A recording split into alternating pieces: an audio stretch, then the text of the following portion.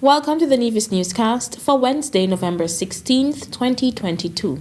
I am Fredicia Liebert.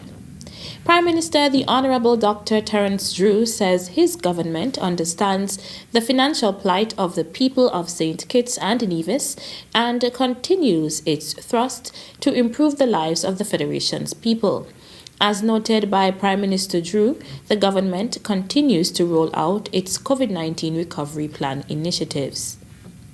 In this regard, and following consultations with the Ministry of Finance and others, the Cabinet has approved discounted VAT rate days on Friday, November 25th. In this initial one, vehicles will not be included, and Friday, December 16th, and Saturday, December 17th, which will include vehicles. Our first 100 days in office, your government has been methodical, prudent, and pragmatic in carrying out the mandate you have elected us to undertake. I am therefore pleased to announce that after careful deliberation, an extra payment of 1 month's salary, or what is termed double salary, will be paid on Tuesday, November 22nd, 2022, to all civil servants and government auxiliary employees of St. Kitts and Nevis and the Nevis Island Administration, including pensioners and step workers. And we will monitor closely, and we are asking all statutory corporations to make similar payments to their employees as well. According to the Prime Minister, this injection of cash into the economy will have a domino effect. After careful consideration, it was determined that the benefits to be derived from this action far outweigh any negative ones. The Honorable Dr. Terence Drew giving the opening remarks at the Prime Minister's press conference on Tuesday, November 15th. The government of St. Kitts and Nevis, led by Prime Minister the Honorable Dr. Terence Drew, celebrated its first 100 days in office on Monday, November 14th, highlighting several major achievements to date. Among the achievements listed are the appointment of the first female Governor General's deputy, female Speaker and Deputy Speaker of the National Assembly, payment of honoraria to government employees who worked on the front line during the COVID-19 pandemic, introduction of a financial assistance program for any child in need of medical assistance only available overseas, payment of economic costs for all nationals studying at the University of the West Indies in all disciplines, transition of the Poverty Alleviation Program PAP to the Ministry of Social Services to be revamped and improved, passage of the Domestic Violence Amendment Act enhancing protection for victims of domestic violence, providing swifter access to justice, sourcing more than 4,000 electronic devices to enhance learning for the Federation's children, establishment and activation of a joint constitutional review committee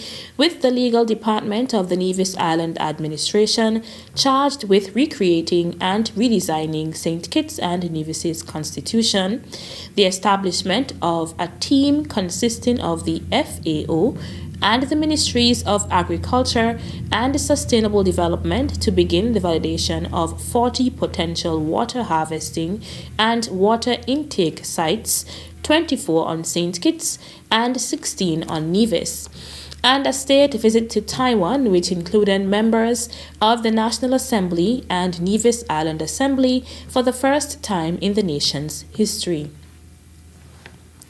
The Department of Education received a donation of books from Hands Across the Sea and the Four Seasons Homeowners Foundation.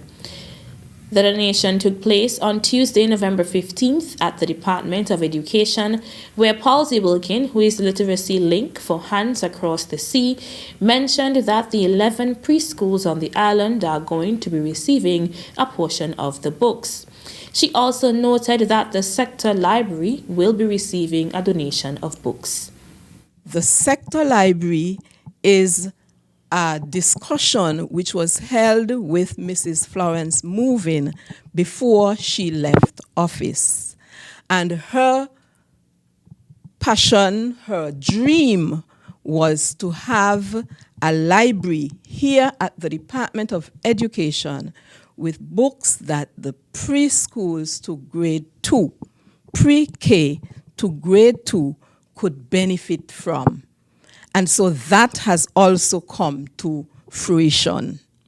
Another set of donors in the States would have donated towards the sector library.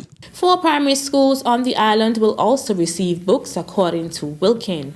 The EPPS and St. Thomas's Primary School, those 2 primary schools are getting top-ups. We have a set of books for the Joycelyn Libert Primary School. The Joycelyn Libert Primary School is being rejuvenated since they were down for a bit. They are all now up and running, and so we have a bit more than just a top-up. They're getting a rejuvenation.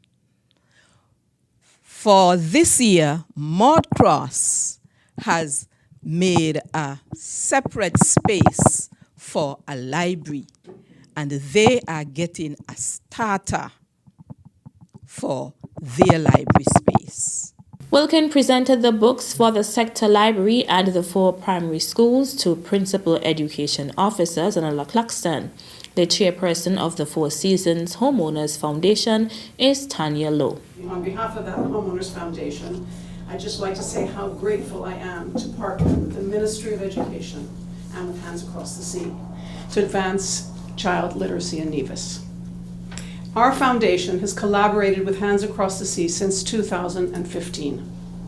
With their guidance, we've donated brand new books, created lending libraries, encouraged student librarians, and supported ongoing mentoring to sustain literacy gains.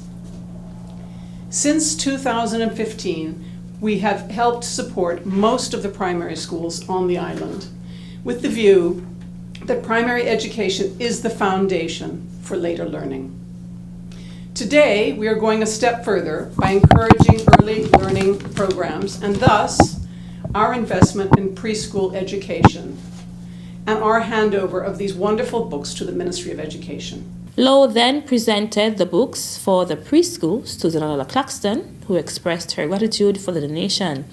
Education officials were present at the book handing over, including Londa Brown, who chaired the brief ceremony.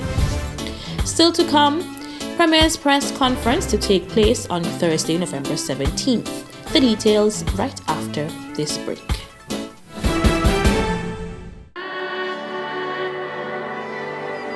Breathe.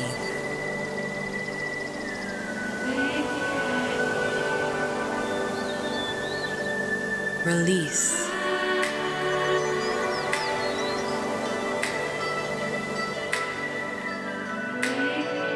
Feel.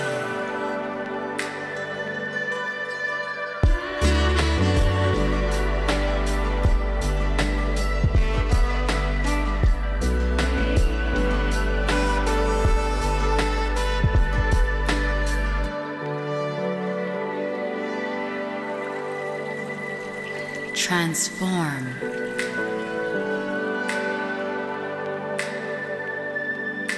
Embrace.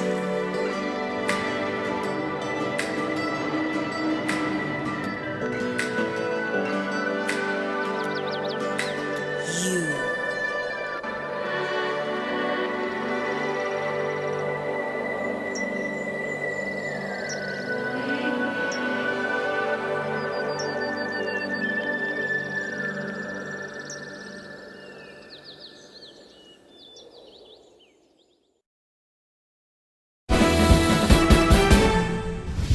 Welcome back.